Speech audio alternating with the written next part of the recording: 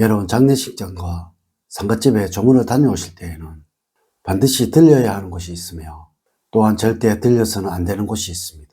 지금부터 알려드리는 곳은 절대로 들려서는 안 되는 곳입니다. 이는 행여나 모르는 분이 여러분들을 괴롭힐 수도 있고 그런 가능성이 더욱 많아지게 할 수 있는 곳이라는 것이죠. 우선 영상을 시청하시기 전에 좋아요, 구독, 알림을 부탁드립니다. 제가 이 영상을 제작하는데 큰 힘이 되는 것은 물론이고 다음번 영상들도 여러분들이 편안하게 받아보실 수가 있을 것입니다. 여러분 반갑습니다. 도도입니다.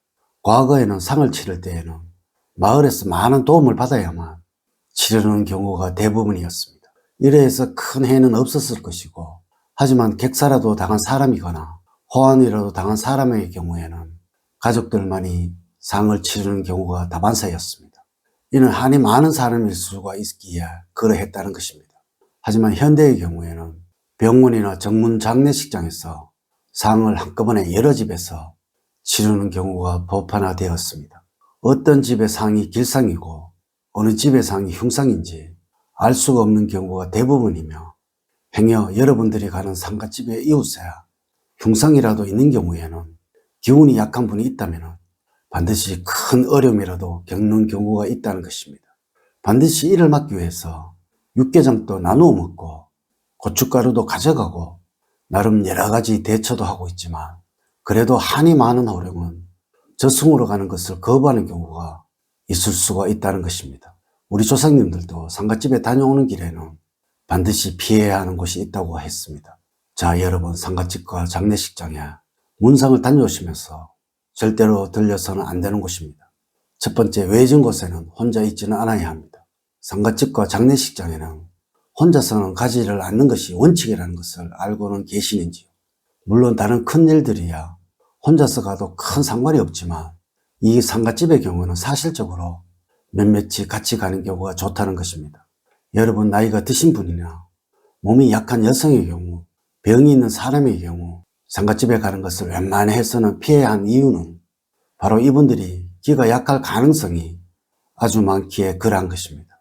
이러한 분들도 있습니다. 상갓집이나 장례식장에 아무리 다녀봐도 아무런 이상이 없다라고 하신 분들 말입니다. 이렇게 기가 강한 분께서는 절대로 아무런 해가 생길 수가 없는 것입니다. 분명히 아셔야 하는 것은 기가 센 사람과 약한 사람이 있다는 것이죠. 이는 홀령이 접근을 할 수 있는 사람이냐, 접근을 할 수 없는 사람이냐로 생각을 하시면 될 듯합니다. 아마도 혼자서 멀리 상갓집에 가야 하는 경우가 있을 것입니다.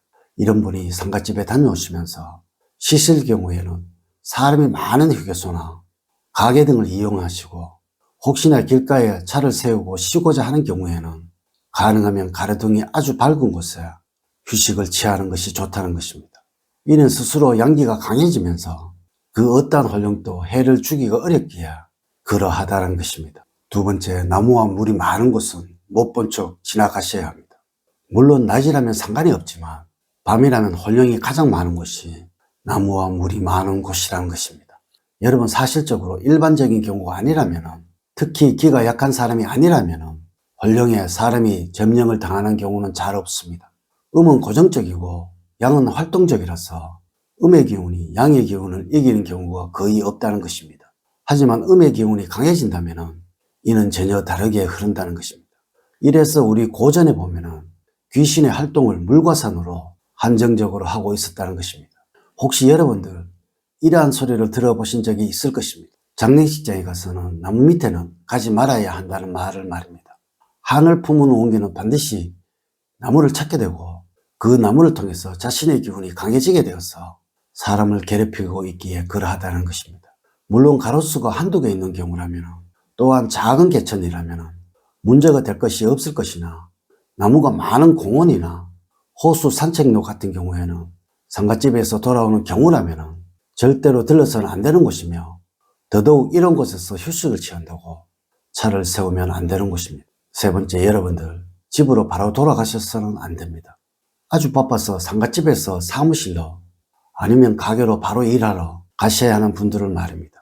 물론 상갓집에서 바로 운전을 해서 집으로 돌아가시는 분들도 있을 것입니다. 이러한 분들에게는 그 어떠한 홀령도 해를 주기가 어려울 것입니다. 이렇게 하는 행동은 아주 배짱이 넘치는 행위이며 이러한 분들은 아주 기가 강한 사람이라는 것입니다. 문제는 바로 이분들입니다. 그 가정에서는 기가 약한 사람이 있을 수가 있으며 그 회사의 그 모임에서 아주 기가 약한 사람이 있을 수가 있다는 것입니다. 불교에서 홀령이 이승에서 기억을 모두 있는 시간을 49일이라고 하며 1회에서 49제를 지내고 있습니다. 아울러 첫 7일은 자기의 죽음을 받아들이지 못하고 돌아다니기에 다른 사람에게 해를 주기도 한다는 것이죠. 절대로 여러분들만을 생각해서는 안 된다는 것입니다. 여러분들은 아니겠지만 여러분들 가족이 또한 여러분의 동료가 여러분으로 인해서 해를 입을 수가 있다는 것입니다. 무시를 하지 마시고 사람이 많은 곳, 또 그 근처에 종교시설이 있다면 그곳에 잠시라도 들르셨다가 집으로 돌아가는 것이 좋은 행동이라는 것입니다. 네 번째, 기분이 꺼림칙하고 찜찜하시다면 반드시 이것을 손에 드십시오. 여러분 분명 아셔야 합니다. 꺼림칙하고 찜찜한 기분이 들고 있다면 뭔가 좋지 않은 일이 생기고 있다는 것입니다. 이는 여러분들의 본능이 이를 거부하고 있다는 이야기가 되겠습니다. 이래서 풍수학에서는 마음에 걸리는 어떠한 일도 하지를 않는 것이 가장 좋다라고 말을 하고 있으며 이는 물건을 사는데도 집안에 물건을 들어놓는데도 또한 여러분들이 사람을 만나는데도 모두 적용이 되는 이야기입니다. 세상에 어떠한 일도 꺼림칙하거나 찜찜한 기분이 들 때는 피하는 것이 상책이며 이를 무시하고 행했을 때에는 그 대부분의 일들이 좋은 일이 일어나는 경우가 없다는 것입니다. 물론 상갓집에 다녀오시면서 이러한 기분이 들었다는 것은 이는 뭔가 여러분들의 본능이 거부할 만한 일이 생기고 있거나 또 다가오고 있는 것입니다. 특히 예민한 분이거나 기가 약하신 분이라면 이런 경우를 많이 겪으실 것입니다. 이럴 때는 종교적인 물건을 손에 들고 계시는 것이 가장 좋습니다. 여러분이 기독교인이거나 가톨릭 신자시라면 십자가나 묵주를 손에 들고 계시면 되고 불교 신자라면 염주를 손에 들고 계시면 좋다는 것입니다. 하지만 종교가 없는 분이라면 책이나 펜을 손에 들고 계시면 됩니다. 어떠한 책이든 수첩이든 펜이든 다 상관이 없습니다. 우리가 평소에 쓰던 모든 물건 중에서 양기가 가장 강한 물건이 책이고 펜이기에 이것이 여러분의 기가 강해지도록 만들어준다는 것입니다. 여러분 오늘은 상갓집과 장례식장에 다녀오시면서 절대로 들려서는 안 되는 곳에 관해서 알려드렸습니다. 여러분 세상의 모든 것을 무시를 하는 것보다는 안 하는 것이 제일입니다. 오늘 제가 알려드린 이야기 꼭 명심하시기를 부탁을 드립니다. 다음 시간은 장례식장에 다녀오시면서 꼭 들려야 하는 곳에 관해서 이야기를 드리도록 하겠습니다. 이제 이야기를 마치도록 하겠습니다. 저는 늘 여러분들 가정에 사랑과 행복이 넘치는 삶을 만들어 드리도록 노력을 하겠습니다. 오늘 긴 시간 시청해 주셔서 감사드립니다. 감사합니다.